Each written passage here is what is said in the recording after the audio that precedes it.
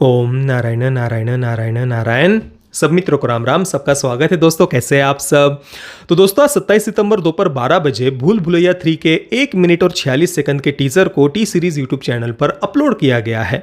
उस समय मैं थिएटर में था, देवरा पार्ट 1 देख रहा था उस समय में, और उसके तुरंत बाद मैंने धर्मवीर 2 देखी। दोनों का ही रिव्यू मैंने हमारे प्रतीक्ष फिल्म थियरी चैनल पर अपलोड कर दिया है।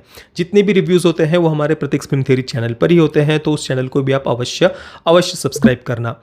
और बाकी टीज़र, ट्रेलर वगैरह और दूसरी जितनी भी चर्चा होती है वो अब हमारे यहाँ पर मुख्य चैनल पर करते हैं। हालांकि पिछले कुछ समय में मैंने काफ़ी सारी फिल्मों के टीज़र, ट्रेलर के रिव्यू वगैरह नहीं किए, चर्चा नहीं की, क्योंकि मैं थोड़ा एक्टिव नहीं था पिछले कुछ 3-4-5 महीनों से। मैं क्षमा चाहता हूँ आप सब मित्रों से, पर अब से थोड़ा सा मैं रेगुलर रहने का प्रयास करने वाला हूँ।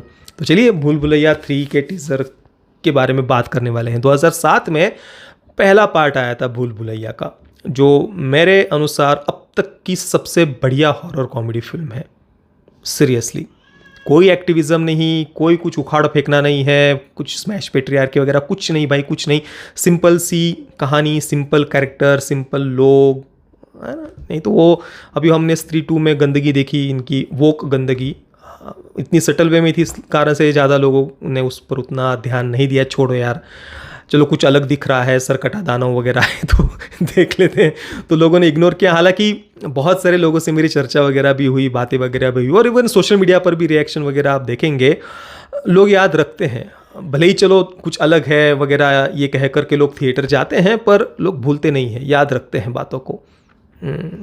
और विशेषता भी वो आपने देखा ना, स्कूल में छोटे छोटे बच्चियाँ वो तमन्ना के डांस पर नृत्य वगैरह कर रही थी, तो मैंने देखा लोग बहुत विरोध कर रहे थे उसका। भाई मतलब विरोध क्यों कर रहे हो भाई, विरोध करने वाले तो सरकटे दानव होते हैं ना। यही तो बताया था ना स्त्री 2 में, सरकटे दानव लोग जैसी मेंटेलिटी के लोग विरोध करते हैं, आधुनिक विचारों वाली महिलाओं का, लड़कियों का। हाँ, बच्चियाँ नहीं दिखाई है स्त्री 2 में, पर दिमाग में तो बच्चियों की भी डाला है ना वही बातें, क्योंकि वो कोई ए सर्टिफिकेट वाली तो फिल्म थी नहीं। पेरेंट्स तो अपने छोटे छोटे बच्चियों को दिखाने के लिए लेकर के गए थे, और बताया था बच्चियों को, अपने बच्चों को, परिवार व सबको बताया था कि देखो, हाँ ये ऐसे तमन्ना भाटिया का जो कैरेक्टर है वो आइटम सॉन्ग वगैरह कर रहे हैं ना, जो कुछ भी कुछ चरित्रहीन ठरकियों के सामने, तो ऐसा कुछ कोई नृत्य वगैरह कर रहा हो तो उसका अगर कोई विरोध करते हो, सरकटा दानव जैसे लोग उसका विरोध करते हैं, इस कारण से वो उठा करके लेकर के जा रहा है। तो फिर इतना आश्चर्य क्यों होना अगर कुछ स्कूल में ऐसे डांस वगैरह चल भी रहे हो तो, क्योंकि विरोध करने वाले तो सरकटे दानव होते हैं ना। पर चलो, पहली जो भूल भुलैया थी 2007 में, उसमें ऐसा कुछ एक्टिविज्म नहीं था, क्लीन हॉरर कॉमेडी भाई। गांव के लोग हैं, गांव वाले लोगों की तरह है, प्यारे से, मासूम से, भोले भाले लोग होते हैं। कोई दरिंदे मॉन्स्टर्स नहीं है जो ऐसे महिलाओं को, बच्चियों को पटक पटक कर कुचल रहे हो, जैसे कि आजकल हर इनकी दूसरी फिल्म में यही होता है। लापता लेडीज़ उठा लो या कुछ भी, इनका यही गंदगी दिमाग में भरी हुई होती है ना वामपंथियों के, तो वो गंदगी फिल्मों के माध्यम से परोसते रहते हैं। वो नॉर्मल लोग, मासूम लोग गांव के, वो भूल ही गए हैं, वो दिखते ही नहीं। जैसे कि माला माल वीकली में दिखता था, भूल भुलैया में दिखता था, वो कहाँ रह गया, वो तो आजकल बचा ही नहीं है कुछ। अभी गांव में दरिंदे लोग आ गए हैं अचानक से ऐसे।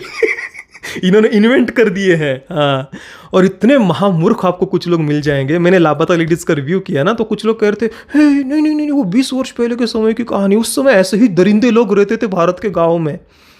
किस हद तक का मानसिक और बौद्धिक पतन हो चुका है देखिए कुछ लोगों का इस इंडस्ट्री के कारण, बॉलीवुड की, कि वो उन्हें लगता है कि ऐसे कुछ दरिंदे रहते हैं गाँव में। फिर इनको कहो तो ये बोलते नहीं नहीं, तुम महाराष्ट्र के हो, तुमको क्या पता, यूपी बिहार में ऐसे दरिंदे रहते हैं। भाई कोई यूपी बिहार से हो तो बताना, आपके गांव में दरिंदे रहते हैं क्या? चलो छोड़ो यार। तो 2007 की भूल भुलैया की तो बात ही अलग थी कुछ। फिर 2 वर्ष पहले 2022 की मई में शायद ना भूल भुलैया 2 आई थी। एवरेज फिल्म थी, ठीक है, मतलब कोई ज़बरदस्ती का एक्टिविज़म वगैरह वो तो नहीं था, पर एवरेज फिल्म थी। जाओ देखो, भूल जाओ। थोड़ा बहुत कुछ 1-2 सीन्स मुझे लगे थे प्रॉब्लमेटिक, पर ठीक है, ओवरऑल फिल्म में भूल जाने जैसा था। उसमें कुछ ऐसा स्पेसिफिक उसको लेकर के कुछ क्रिटिसाइज़ करने जैसी बातें मुझे लगी। जितना बोलना आवश्यक था उतना मैंने रिव्यू में बोल दिया था भूल भुलैया 2 के। और मैंने कहा था एवरेज फिल्म में एक बार किसी को देखना है तो देख लो, कुछ बहुत ऐसा स्पेशल अलग, जैसा कि पहले पार्ट में बहुत सारी बातें जो याद रखने जैसी थी ना, कई सारे सीन्स है, डायलॉग्स है, आज भी याद है भूल भुलैया के पहले पार्ट के। तो ऐसा कुछ सेकंड पार्ट में नहीं था। अब थर्ड पार्ट का अभी जो मैंने टीज़र देखा तो मुझे कम से कम ऐसा लग रहा है कि सेकंड पार्ट की अपेक्षा कुछ तो यहाँ पर इम्प्रूवमेंट होगी, ऐसा लग रहा है। पता नहीं किस कारण से, पर मुझे ये टीज़र थोड़ा ठीक लगा। आशा करते हैं कि अच्छी हो फिल्म। पहले पार्ट की अपेक्षा तो होगी ही नहीं, दूसरे पार्ट की अपेक्षा कम से कम ये फिल्म अच्छी हो। बाकी कियारा आडवाणी को उन्होंने नहीं लिया है, तृप्ति डिमरी को लिया है इस बार यहाँ पर उन्होंने। और ये तो बॉलीवुड वालों की आदत ही होती है ना, वो कोई एक स्पेसिफिक कुछ ऐसे 2-4 कैरेक्टर्स क्रिएट किए और उनकी कहानी को डेवलप करते जा रहे हैं। ये तो उनको पता ही नहीं है। एक ब्रांड नेम क्रिएट हो गया भूल भुलैया, तो उस पर फिर वो अलग अलग कहानियाँ बनाते जाते हैं। ऐसा ही जैसे कि गोलमाल ले लीजिए, धमाल ले लीजिए, कहीं पर कोई लिंक ही नहीं इनका। इवन रेस को भी इन्होंने ऐसा ही बना दिया। यहाँ पर भी कोई कहानी की लिंक होगी दूसरे पार्ट से, ऐसा लग तो नहीं रहा मुझे। शायद नाम केवल सेम होगा कार्तिक आर्यन के कैरेक्टर का, पता ही नहीं। देखते हैं कहानी की वो लिंक रखते हैं नहीं रखते हैं।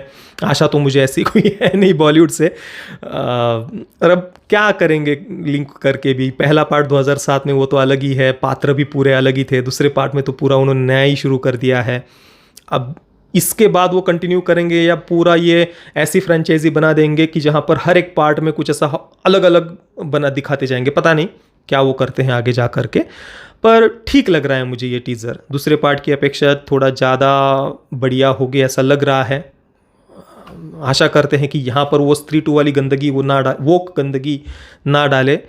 हमको एक्टिविज़म बॉलीवुड से तो नहीं सीखना है यार। ज्ञान चाहिए होगा तो बॉलीवुड सबसे आखिरी जगह होगी जहाँ पर हम जाएंगे मांगने के लिए ज्ञान। एक्टिविज़म ना डालो, हंसाओ लोगों को, किसी ने रोका नहीं है।